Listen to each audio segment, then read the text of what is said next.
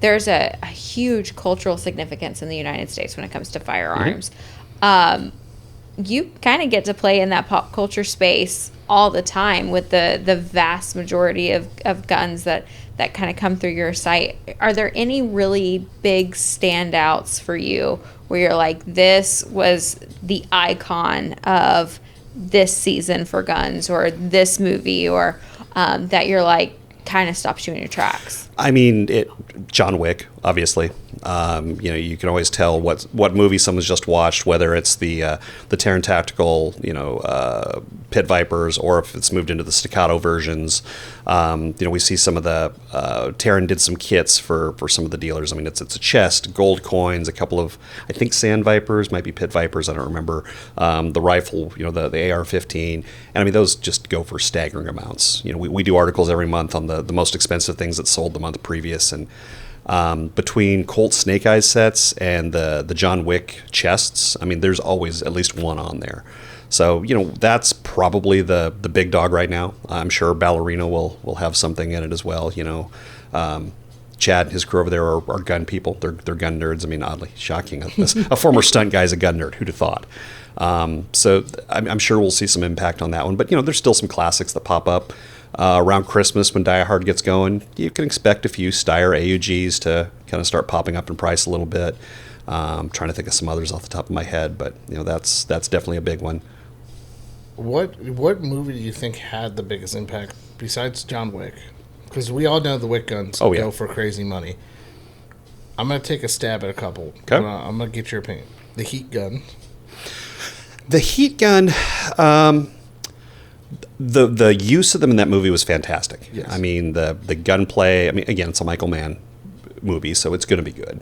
But with the exception of the FN that Al Pacino uses, the rest are kind of run-of-the-mill basic guns.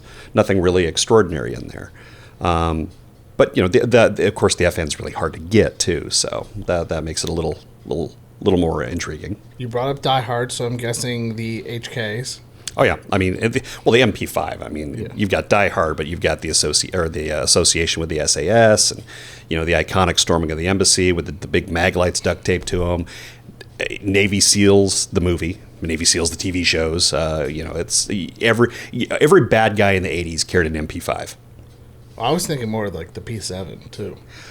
Again, that in the '80s, the bad guy would have a P7. Yeah. These days, I was just talking about this with Mike Helms over at the Smith & Wesson Collectors Association. You can tell who the bad guy in the movie is because he'll have a Jericho. Yes. There's just something about that screams Eastern European, financial terrorist. If they ever remake Die Hard, please don't remake Die Hard. Hans Gruber will have a Jericho this time around. Not a 75? No. Jericho? Yep. Sorry, IWI. Just something. It's something about the look. It is. All right, let's see what else. There's you got Die Hard and Lethal Weapon with the 92. And Die Hard, Lethal Weapon. There was a third one that I just forgot. And of course, the cool fact on that is because it was the same armorer company. Those are the same guns. Yeah, John McClane and Riggs carried the same, even the serial number in some of the shots. Interesting. So it's very famous 92. Now, the one that makes me laugh is everybody thinks Walker Texas Ranger carried a 92. It wasn't a 92. Nope, Taurus. It was a Taurus. Yep. See, we're going nerding out. Sorry, Kailey. You want to add into the conversation? I think you missed two, though. I missed two. Okay. I'm going to say the Matrix and the 50 cal Desert Eagle. Okay. Although, was it Lock, Stock, and Smoking Barrels, or was it Snatch, where Vinnie Jones has the classic line of, the difference between your gun and mine is yours says replica on the side and mine says Desert Eagle .50. I forget which one of the two it was, but that was a big deal for that. But if the question is which do I think had the most impact, you got to go Dirty Harry in the Model 29. Yes. Because, first of all, that gun was about to come out of the catalog. Smith couldn't give them away. Nobody really wanted them. And then within like a 18-month span, they went from, do we really want to keep making this, to we're multiple year back ordered. Especially the long barrel version. The 6-inch did pretty good, but the 8 3/8 really did. So that movie kind of saved an entire product line. So it's kind of hard to argue that impact. Where did the bad guy carried a P38. Yeah, a P38, yep. Interesting. Those movies are iconic What do you, as being an auction site, what else besides just movie guns do you think are some of the top sellers? I'm guessing the M1 Garand. M1 Garand is usually up there. Thompson's, both NFA and semi-autos, do pretty good. And you can't have a conversation without talking about the Colt single action. Yes. Yeah, it's just, the gun that won the West, which, yes, I know that's also the Winchester 73, but, the Peacemaker it's America in a handgun. It's the iconic look.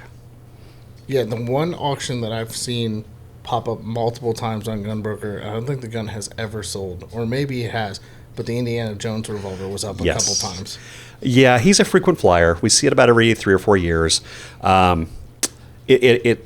These are actually really rare. It's the actual movie used gun, and the reason those are rare is usually studios don't sell off the working, even the blank guns that way, because just liability issues. Imagine the headline if someone gets hurt and it's the actual gun from so and so movie. So the fact that made it out into the market with all the provenance it has is kind of staggering. What's also staggering is he always starts at around $5 million. Yes. And let's remember, I think the most expensive movie gun ever sold, I think, was a C96 broom handle Mauser that they converted into a DL54 heavy or 44 heavy blaster, because I'm that big of a nerd, carried by Han Solo. So apparently, if you want a really expensive movie gun, you got to have Harrison Ford handle it. I may know where you can find that gun. I may know. It has maybe made it into the studio at one time. So, and that wasn't it around $2 million or just something like that. So the most expensive is $2 million, and this guy's looking for $5 million. But it's what's the old joke about the little girl selling lemonade, and the guy comes up to buy some, and he goes, "How much is a cup?" She goes, $25,000, and he goes, "You're never going to sell any." She goes, "I only got to sell one." So if he gets one buyer, hey, good to go. What's so great is we kind of get to live those cultural significant moments. And because so much of our culture plays into politics, plays into people either finding guns incredibly dangerous and no one should have them, or what allows people to protect themselves and their family, like that messaging plays so much into the fight that we have to protect the Second Amendment. And so it's really awesome to see those guns, go up for auction so that we get that nostalgic moment, but also to hopefully spur on the creation of more films that they might not necessarily make to be pro-gun, but re-solidify our message of, you have a gun to protect yourself and your family, and it's vitally important. Well, and that's the irony. We know that in general, decision makers in Hollywood tend to lean a little more liberal. I mean, it's the creative folks. It's just the natural thing. And if you are either conservative-minded or a gun enthusiast in Hollywood, you kind of got to keep quiet about that. But they have no problem, making these big action movies and the big shootout movies. Why? Because the population as a whole still enjoys that. And yet, to your point, getting your hands on, say a Terran Tactical MPX, just like John Wick has, it really makes it more personal. It's like, oh, this is a fun gun. I don't have to be a deep, super secret major assassin to use this. This is just a 9mm carbine. This is fun. So yeah, I agree. I think that tide is starting to turn. I was talking to Ryan Gresham from Gun Talk Media the other day, and he pointed out he's seeing a few more, the celebrity status folks kind of coming out a little bit. We've always noticed some closeted both, actors and sports celebrities and everyone else who love to shoot, but for their agents kind of tell them to keep it quiet. And we're starting to see a little bit of that starting to fade, and people are being a little bit more open about it. So I think people have had enough of celebrities trying to tell them how to live their lives and how to vote, and it's kind of swinging back to what Americans as a whole want. And as we know, that's typically a pro 2A leaning.